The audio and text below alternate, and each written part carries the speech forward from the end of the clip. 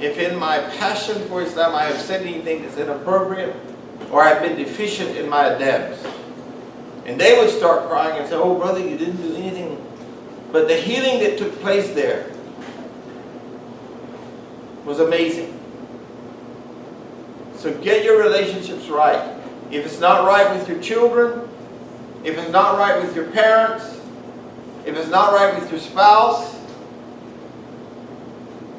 make it right. If it's not right with your neighbor, make it right.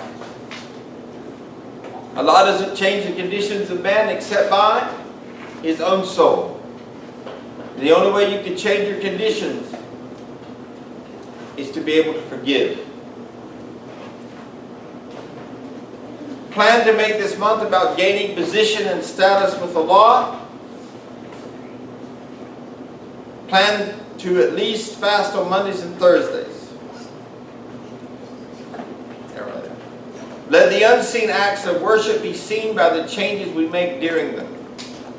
And I'll tell you that really and truly I know that it probably doesn't make any sense in the seen world, but these private worships, when you get up in the night and your family doesn't know, and you pray to Allah, this is the sweetest life. Nobody knows except you and Allah. One time I remember meeting a young man and he said, you know, my father prayed Salatul Tahajjud for years and I never knew it. And one night I woke up and I found my father praying.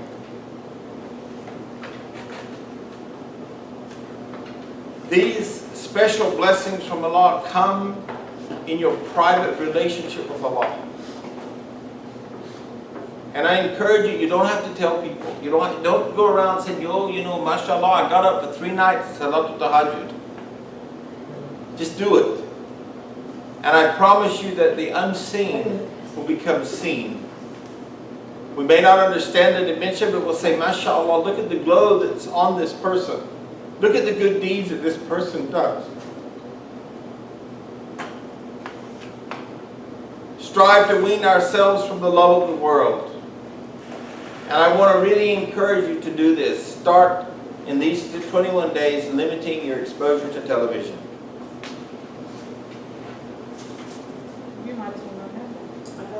We watch, it's funny, but we watch Blue Bloods on Thursday night occasionally just because I need to relax after my clients and everything, and it's an escape from me. Sometimes I read to Naran a book, but that's what we should do rather than watching Blue Bloods. But we are human, so we do relax occasionally and watch that program. What channel is that? I have no idea. I can hardly operate my television. I use it so much.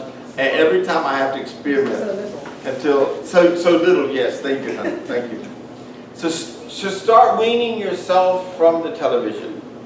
It is well, we used to have 24-inch televisions, and that was a big deal. Now we have 55-inch, 65-inch, and 70-inch sewers, boob tubes. That absolutely. Let me ask you this: what percentage of television do you watch that's going to benefit you on the Day of Judgment? 0. Now I know some people that have Arab stations and they watch the shuyukh, the great scholars, mashallah, but if the shoe fits, prepare yourself in this month to change that. I want elections. Yes, mashallah, we'll get to that later. But I mean, honestly, the stuff that we're watching on television, if people are watching, I'm not watching it. But, you know, the stuff that is going on in the elections that Mom talked about is not child safe. No. The things that are being said on the front pages that politicians have said, your children should not be exposed. If we really love our children, we will not let them see adults behave in this manner. Would you take your child to see this kind of behavior? No. No. I have no child. You're the child. I have big child.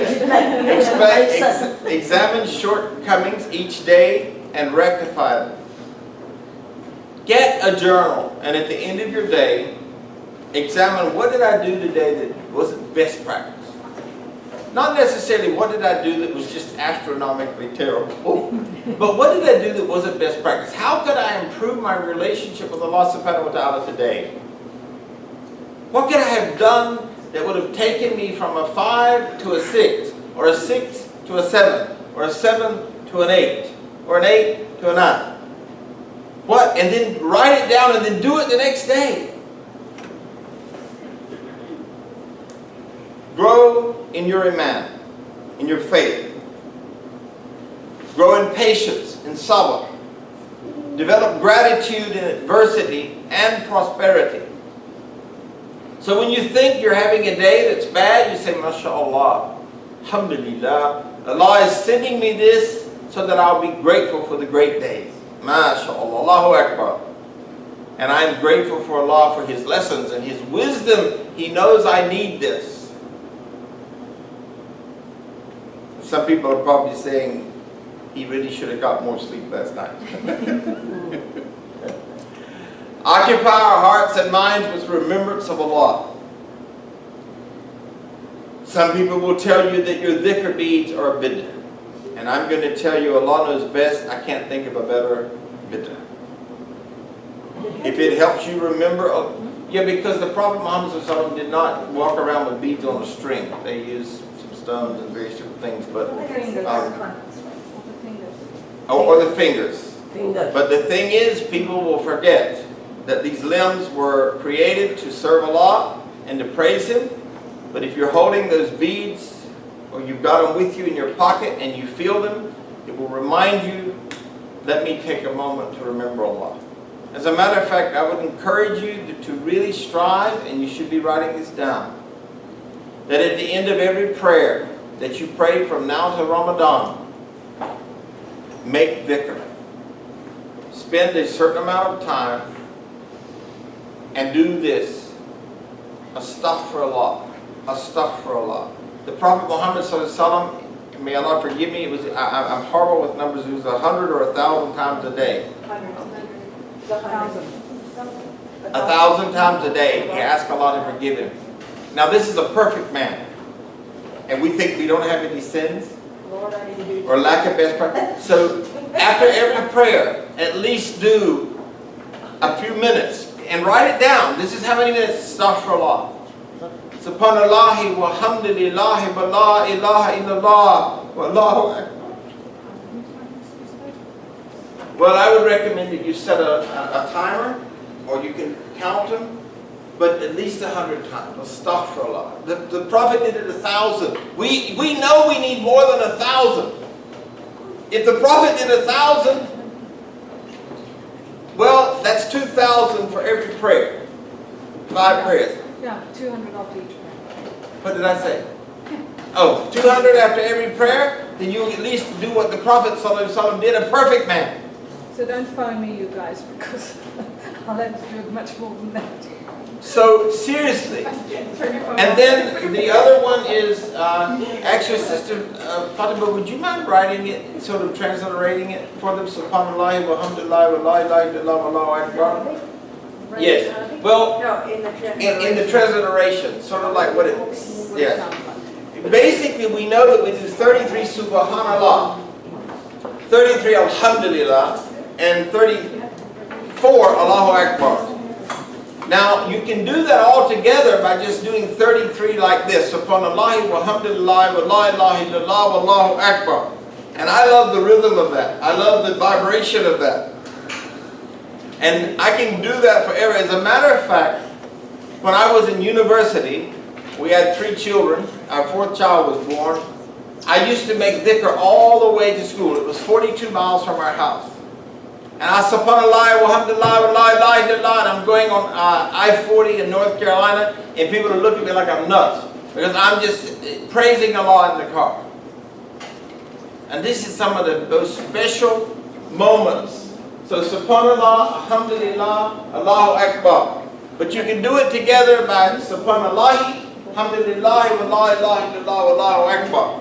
The other thing is, spend a little time after every prayer saying, Allahumma salli ala Sayyidina Muhammad. praising and praying for the Prophet Muhammad sallallahu alaihi wasallam, because there's great reward in this. Because we are supposed to love the Prophet sallallahu alaihi wasallam more than we love ourselves. So in this blessed month of Shaban, do that as well. Allahumma salli ala Sayyidina Muhammad. Allahumma salli ala Sayyidina Muhammad. Allahumma salli ala Sayyidina Muhammad. So you're praying for Allah and His family. Forgive me, for the Prophet and his family. I'm a little tired. Please correct me if I make mistakes. I haven't had a lot of sleep. I have one very important. Okay. It is an exercise too. Yes, it is exercise. And we pray, that is exercise too. That's right. For our benefit. I was also recently said That's perfect. That's fine too. It's the same thing. It's just a different way. So you said Subhanallah wa bihamdihi. Bihamdihi. Right. Okay. And they said say it 100 times. That's right. And all recommended. So do these things. If you're not doing it now, or you're doing it now, add 10 more to it. Add 20 to it. Add 30 to it. The importance is to increase your acts of worship in preparation for this great month. We're in a great month. And astaghfirullah, astaghfirullah, astaghfirullah, oh Allah, forgive me. Okay. Occupy our hearts and minds with remembering Allah. Harbor the thoughts of Allah. And I want to tell you that this is so important, folks. Whenever you start thinking about yourself in a way that Allah does not, this is not spiritually healthy. I meet people and they say, oh brother, I'm so bad. Oh brother, I'm so this. Oh brother. And by the time they're finished, I'm like, oh God, I need a cup of coffee. Because they've drugged me down so far. And I say to them, that's a lie from hell. You were born on the fitra of Allah. Allah breathed His Spirit into your mother's womb. You were called to the highest exalted position as a Muslim. So when you begin to think thoughts that are not contrary to the Quran, that are contrary to the Quran, change your thinking. Change your thinking. Your thinking is a part of your condition. And if you don't believe it, I tell you what, just do a little experiment with me. Love, love, love, love, love, love, love, love, love, love. What do you feel, folks? Love. All right, let's do another experiment.